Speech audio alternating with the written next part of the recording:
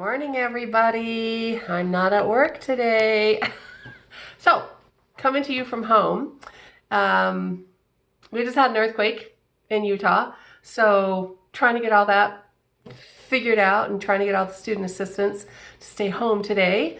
And they're working on some things as well. So, day 3 of homeschool. What are we going to do today, right? Yesterday we talked about all the things that you could do with cards and all the things you could do with dice. So if you're looking for that video, it's homeschooling day 2. This is homeschooling day 3. And so I just want to share with you, I just went into my game closet and got some things out that I thought, oh my gosh, these are things we use in school all the time, right? So the first one is Jenga. We probably have used this the last 2 weeks in school just to help the children with their problem-solving skills, having them look and, to be able to pull it out.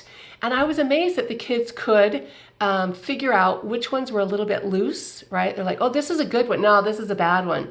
And then put it up at the top and then go from there. So if you have Jenga sitting around, or maybe you put something out on social media looking for Jenga, or check with a neighbor and see if they have it. But this is a great one for their small motor skills as well as their problem solving abilities. So Jenga's number 1. Well, not really number 1, but it's the first one on top. And then the other thing that most of you probably don't have this sitting around but could find something like this, the Very Hungry Caterpillar game.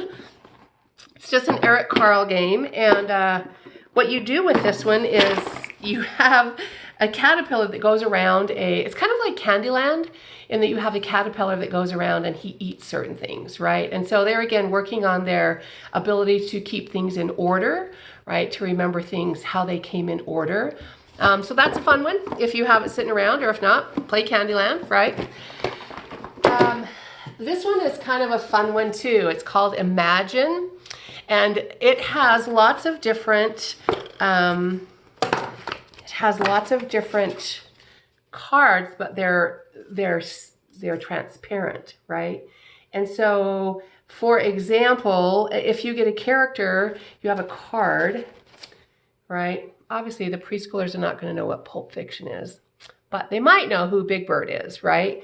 And so then you try to guess, you try to show people via the cards who Big Bird is. So you can put these cards down, you can build them on top of each other, you can make a scene out of them. And this is for olders, but I was just thinking about what you could do with this game for the younger kids. And you'd have to go through and screen, but Tom and Jerry is there. Some of them might know who Tom and Jerry is. Falling in love. They may not know what falling in love really is, but they have a suspicion of what it might be. Some of the things, sleigh ride, right? Things like that they may have to be told what it says, but then they can imagine, right? All of these cards can help them tell you without using words, which is so hard for them, without using words, what their word is. So that's another one. Then most of you have probably seen Sequence, right? But Sequence is a great math game. They do have Sequence cards as well, but this is actually the board game. And so on the board game, you have different holders that once you have the card, you can put it down on your board game, right? And so it's a lot of matching that's going on with the kids. It's a lot of being able to number recognition and count, right? And so that's one of my favorite games is Sequence. I have some girlfriends that I get together, and we play games, just games all weekend. We call it the Girls' Weekend. We do it once a year, and that's the one that gets brought out a lot. The other one that gets brought out a lot is this one, right? Bananagrams. We play this at school all the time. Obviously, not the way we play it with my girlfriends, but if you haven't seen it, it's just, tiles, And the one that we have at school, actually, we have taken a marker and listen to me today. We've taken a marker and written, there we go, written the lowercase letter on the back. And so sometimes we do lowercase letters too.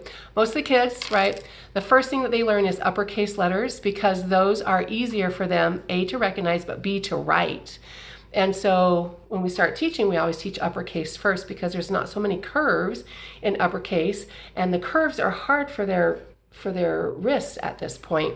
And so we always start with uppercase and then we go to lowercase, and it's based on ages and stages.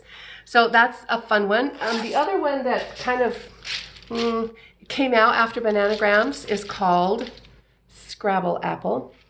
I don't think it's nearly as great, but you can build up with these. So they're kind of like upwards, right? So you can put them together and go up with them. But I don't think it's as simple.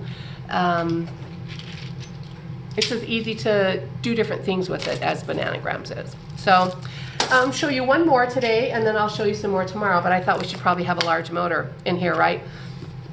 And so I just have some juggling balls just to kind of help their large motor and their eye-hand coordination to be able to practice a little juggling, right? And you always start with one, and then you add another one, and then you add three. So if you've got something around that is about this size that they can start juggling with, that's a great thing to kind of have them work on today. So just some ideas today of games that you might have around your house or your neighbors might have around their house that you could work, and the children could have a good time playing while they're learning. Anyway, signing off for day 3. Look for a read aloud as well as a large motor that we'll put up there today. Happy homeschooling!